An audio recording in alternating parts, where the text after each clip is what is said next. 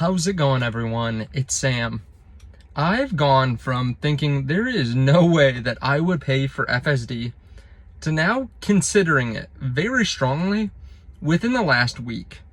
I want to walk through that. This is something that I don't usually talk about. I usually don't talk about cars or even Tesla too much, but it is one of my bigger positions. I usually talk about Bitcoin on this channel, but this was interesting.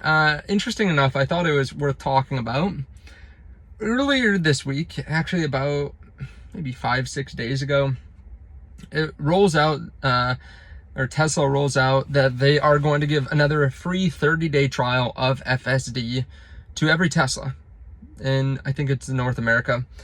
Now, at the time, I was pretty excited because I got the free trial maybe 6 months ago, and I was pretty impressed by full self-driving. I'd never done it. I have autopilot. And the first couple times I used it, I was not impressed.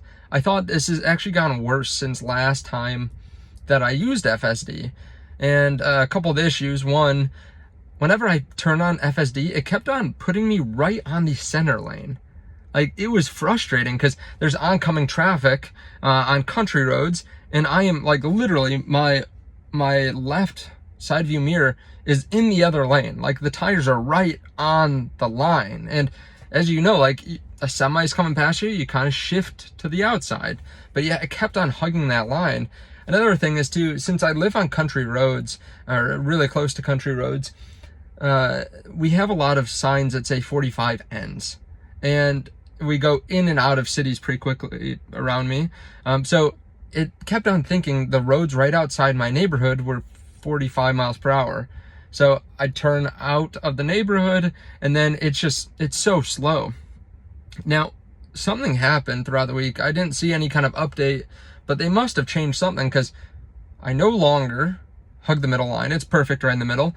And I also turned on something a little bit different. When you go over to autopilot and scroll down, you can do something called, what was it? There's a setting, automatic speed, or automatic set speed offset. I think this is what I turned on, that allows me to, when I hit the accelerator, it stays at that speed. So even if it thinks it's 45 miles per hour, I can just hit the accelerator up to 55, and then it will stay at that speed. Sometimes when you scroll up manually, it only allows you to go 5 over what it thinks the speed limit is. So now this thing is amazing. Like, I just drove 15 minutes and I didn't have to do anything. Another thing that's different too when you have full self-driving, I didn't realize this as someone that had autopilot. On autopilot, you need to touch the steering wheel maybe once every 10 seconds. You pretty much need to keep your hand on it, or you need to keep on touching it and then putting your hand back in your lap and then 10 seconds later touch it. And it used to be way worse than it is now. It used to be to the point where sometimes it wouldn't sense your hand, so then you'd like push it, and then you'd have to push too hard that it would turn off the auto steer, and then you're just like yanking the car to the side.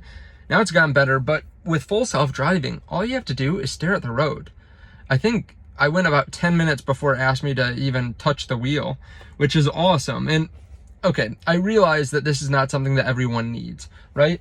But if you're someone that's buying a Tesla, right? Especially if you're getting a Model S or a Cybertruck or a Model X, something a little bit flashier, maybe with a bigger engine or faster motor. Part of the reason you do that is for the fun factor, right? You don't need a 0 to 60 time of under 3 seconds for your day-to-day drive, except for fun. Now, if you're financing this, right, if you're financing a car, you can get a full self-driving annual subscription for $100 a month. I mean, whether you buy it outright or you pay it over time, either way, you can get a subscription to FSD. But if you already have the payment and you have it for fun, you can get full self-driving, show it to your friends for $100 a month. I've shown this to a few people already, and even when it was bad a few days ago, the person I had in the car still thought it was amazing, that it was wild. And I had someone in it today that's a little bit more, it's my dad. He doesn't really like new technology that much. Like, this freaks him out. He didn't like it too much, but I think that he was even impressed by it, even though he wouldn't say it, or he didn't say it. And I think in the future, this is going to be something that almost has to be a thing. Like, I don't imagine in 5 years that we're gonna have less people using full self-driving. I think it's gonna improve so much, especially with these free trials. They have to remember, yes, they're getting more customers like me that might want to pay for it, but they're also getting a lot more data, right? If they have a 10% take rate, well, now they're having a ton of people try full self-driving, and they can see when they disengage and what the car was doing. They collect so much more data in these little free trials as well. I think that if you just expand this 10 years down the line, this is going to be much safer than humans. I think already it's really nice. And if I was on a long road trip, actually I have one a 5 or 6 hour drive here that we're going to take the Tesla for in about a week. So I'm going to probably use it. I'm going to try to use it the whole time. I think this is going to be a massive line of subscription revenue for them. I mean, imagine $100 a month subscription for a couple million cars. Maybe, I mean, think about it. Let's say it's 3 million cars at $100 a month, $300 million of subscription revenue every single month, on top of their energy business, on top of robots, on top of their car sales. That's a pretty attractive business model. Now, of course, what's $3 billion to a $70 billion company?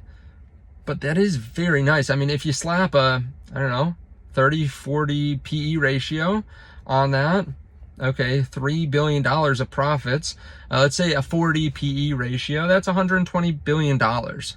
Now, that doesn't account for all of their robo-taxi business either. I think that's really where the money maker is. But in the meantime, before robo-taxis roll out, I mean, you look 3-4 years down the line, even if robo-taxis aren't huge yet, which Elon has said that they're planning on robo-taxis at scale in a couple of years, imagine this just takes off. They start selling it through more car companies. They just, Ford works with them and slaps on the sensors that Tesla uses. And then you can have full self-driving on a Ford, on a F-150 or something like that. Ford self-driving is what they call it. I don't know. That could be really interesting. And I think they're in such a commanding lead. I would not be surprised to see other companies use this at one point, because it is very expensive. And I don't think a lot of other companies are in the position to be able to build this out like Tesla.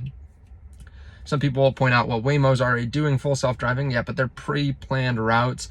They can't do this in the wild. Like, I just took this a route that no other Tesla has ever been driven, and yeah, it did great. Let me know your thoughts on this underneath the video. Would you ever get full self-driving? Have you ever tried it? Let me know your thoughts on this underneath the video. Thank you so much. I appreciate it. Check out the links underneath the video if you want to support the channel. I'll see you all in the next one. Bye.